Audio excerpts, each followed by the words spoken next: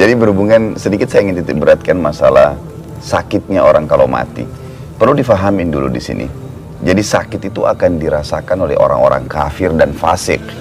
Fasik ini artinya orang yang bermaksiat tidak sempat taubat. Tapi kalau orang beriman, berbeda. Sabda Nabi SAW yang banyak orang tidak fahami secara letterlet dalam bahasa Arab.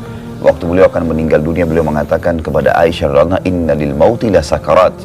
Sesungguhnya mati itu punya sakarat. Apa itu sakarat? Bukan sakit. Sering orang gambarkan sakit. Sakarat itu adalah detik-detik yang menegangkan pada saat orang nunggu. Karena tidak tahu kapan datang, gitu kan. Itu yang dimaksud dengan sakarat kalau dalam bahasa Arab. Artinya, kita nggak tahu nih kira-kira kapan malaikat maut dari sisi mana rumah kita yang kita lihat datang. Tapi bukan dia merasakan sakit.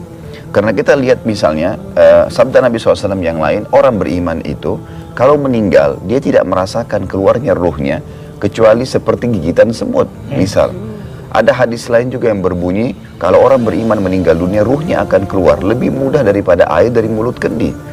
Makanya Bilal radhiyallahu anhu ditanya, bagaimana pendapat anda pada saat anda hadapin kematian? Dia mengatakan, marhaban bil maut, selamat datang kematian itu. Karena dia tahu itu tidak ada sesuatu yang menyakitkan bagi orang beriman. Jadi kata kuncinya di situ. Apalagi yang mati syahid bang ya, tidak merasakan sakit. Iya. Dan memang ada hadis Nabi, ini sedikit saya tutup dengan ini. Hadis Nabi SAW ini, pernah beliau mengatakan siapa yang rindu bertemu dengan Allah, Allah akan rindu bertemu dengannya. Dan siapa yang benci bertemu dengan Allah, Allah akan benci bertemu dengannya. Lalu jadi berat semua, hadis ini menjadi memberatkan perasaan para sahabat. Sampai akhirnya mereka ketakutan sekali. Lalu Aisyah membuka perbicaraan dengan Nabi SAW dalam hadis Bukhari Muslim.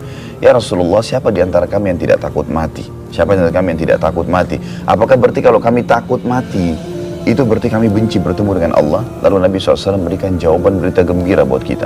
Beliau mengatakan, bukan begitu, hai Aisyah. Kalau orang beriman akan meninggal dunia, sebelum meninggal, sebelum dicabut ruhnya beberapa saat, Allahu a'lam itu berapa detik, berapa menit, atau tapi yang jelas sebelum malaikat maut mencabut ruh dari ubun-ubun kepalanya, maka Allah turunkan malaikat. Tadi ayat yang dibaca oleh Ustaz Arifin masalah tatanazzal alaihimul malaika, turun kepada mereka malaikat. Ini bukan malaikat maut, tapi malaikat-malaikat yang membawa berita gembira sebelum dia meninggal.